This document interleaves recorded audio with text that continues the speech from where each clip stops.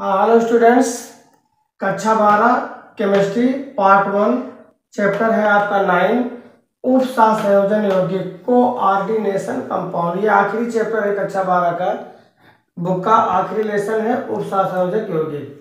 इसकी जो पहली हेडिंग है उप सहसंयोजन यौगिक है। तो उप सहसंयोजन यौगिक किसे कहते हैं? रसायन विज्ञान की वह शाखा जिसमें उप सहसंयोजक यौगिकों का अध्ययन किया जाता है, उप सहसंयोजक यौगिक कहलाते हैं। उप सहसंयोजक यौगिक प्रकृति में पाए जाते हैं तथा जैविक क्रिया विधि में महत्वपूर्ण योगदान देते हैं। तो ये जो उप सहसंयोजक यौगिक होते हैं ये उप सहसंयोजक यौगिक ही कहलाते हैं। उप सहसंयोजन यौगिक उप सहसंयोजक यौगिकों का अध्ययन जब हम करते हैं तो वो कहलाता है उप सहसंयोजन यौगिक। इसका एग्जाम्पल है कि रक्त में उपस्थित लाल रक्त कणिकाओं में उपस्थित हीमोग्लोबिन आयरन का उप सहसंयोजक होता है। रुधिर में कणिकाएं जो होती हैं वो WBC और RBC और प्लेटलेट्स कणिकाएं पाई जाती हैं। तो लेकिन ये जो उप सहसंयोजक यौगिक होते हैं ये केवल लाल रक्त कणिकाओं में ही अर्थात RBC में ही पाई जाती हैं। हाँ, तो अब आइए द्विक लवण देखिए। द्विक लवण को कहते हैं डबल साल्ट।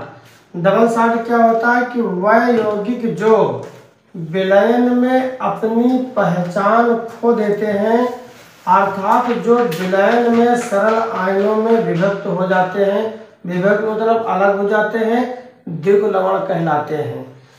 वह यौगिक जो विलयन में अपनी पहचान खो देते हैं। पहचान का मतलब ये होता है, जैसे यहाँ पर एग्जाम्पल के माध्यम से आप देखिए, यहाँ पर हम एग्जाम्पल ले रहे हैं जैसे पोटास एलम। पोटास एलम का मतलब होता है फिटकरी। फिटकरी फार्मूला होता है K2SO4 × Al2SO4 का होल थ्राइस × 24H2O। ये जो पोटास एलम है, फिटकरी जो है, ये एक द्विक लवण का एग्जाम्पल होता है। ये जो यौगिक है अगर इसको हम घोलेंगे विलयन में तो ये अपनी पहचान खो देगा अर्थात इसके आयन अलग हो जाते हैं। जब यहाँ पर पोटेशियम का आयन अलग होगा, SO4 का आयन अलग होगा, एल्युमिनियम का आयन अलग हो जाएगा। जब इसके आयन अलग हो जाएंगे तो ये विलयन में अपनी पहचान को खो देगा। जैसे अगर इसको हम जल में घोल देते हैं तो इसमें से K+ अलग हो जाएगा, SO4 के ऊपर डबल माइनस होता है, ये आयनों में अलग हो जाता है। एल्युमिनियम है, इस पर 3+ होंगे, इसकी वैलेंसी 1 होती है, मेटल है तो 1+ है। SO4 के ऊपर 2 माइनस होता है, एल्युमिनियम भी मेटल है, इसके ऊपर 3+ होता है, इसकी वैलेंसी 3 होती है। तो अगर इस फिटकरी को हम जल में घोल देते हैं तो इसके जो आयन होते हैं वो अलग हो जाते हैं और जब इसके आयन अलग हो जाते हैं तो ये विलयन में अपनी पहचान को खो देते हैं और ये कहलाता है द्विक लवण। उप सहसंयोजन के प्रकार। आइए अगली हेडिंग हम देखते हैं उप सहसंयोजन के प्रकार। उप सहसंयोजन 3 प्रकार के होते हैं। नंबर 1 कहलाता है पूर्ण जटिल यौगिक। नंबर 1 है पूर्ण जटिल यौगिक। उप सहसंयोजन 3 प्रकार के होते हैं पूर्ण जटिल यौगिक। इसके अंतर्गत आता है K4 FeCl6 और दूसरा है अपूर्ण जटिल यौगिक। अपूर्ण जटिल यौगिक, इसके अंतर्गत जो हमारा फार्मूला है K2CD छोटे ब्रैकेट में Cl4 और तीसरा है उदासीन यौगिक। उदासीन यौगिक, इसका एग्जाम्पल है, मान लीजिए यहाँ पर दिया है NiCO4 बड़ा ब्रैकेट बंद। तो उपसहसंयोजन यौगिक, उपसहसंयोजन के प्रकार, काइंड्स ऑफ कोऑर्डिनेशन कंपाउंड, ये 3 प्रकार के होते हैं। पूर्ण जटिल यौगिक, इसका एग्जाम्पल है K4 FeCN6। दूसरा है अपूर्ण जटिल यौगिक K2CdCN4, और तीसरा है उदासीन यौगिक NiCO4। तो ये उपसहसंयोजन के प्रकार हैं। उपसहसंयोजन मंडल, मंडल कहिए या सत्ता, दोनों का मतलब एक है। ऐसे उपसहसंयोजी यौगिक में बड़े, ये जो है बड़ा कोष्ठक है, के अंदर उपस्थित सभी समूह उपसहसंयोजन मंडल या सत्ता कहलाते हैं। जैसे देखिए एग्जाम्पल है हमारे पास K4 FeCN6, इसको कहा जाता है पोटेशियम फेरोसाइनाइड, पोटेशियम फेरोसाइनेट, पोटेशियम फेरोसाइनेट।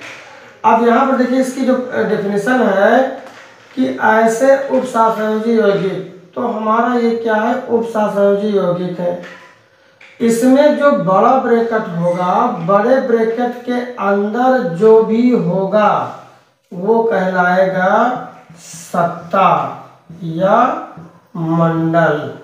तो इसमें सत्ता या मंडल क्या है, बड़े ब्रैकेट के अंदर जो लिखा हुआ है वही हमारा सत्ता या मंडल कहलाता है।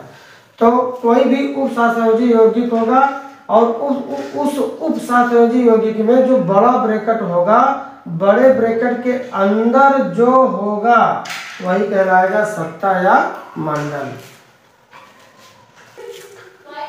काउंटर आयन, जो काउंटर आयन है, काउंटर आयन क्या है, काउंटर आयन ऐसे उपसहसंयोजन यौगिक, कोई ऐसा एग्जाम्पल लीजिए जो उपसहसंयोजन यौगिक हो, जैसे K4 FeCN6 पोटेशियम फेरोसाइनेट, ये कंपाउंड में कहलाएगा मंडल। और मंडल के बाहर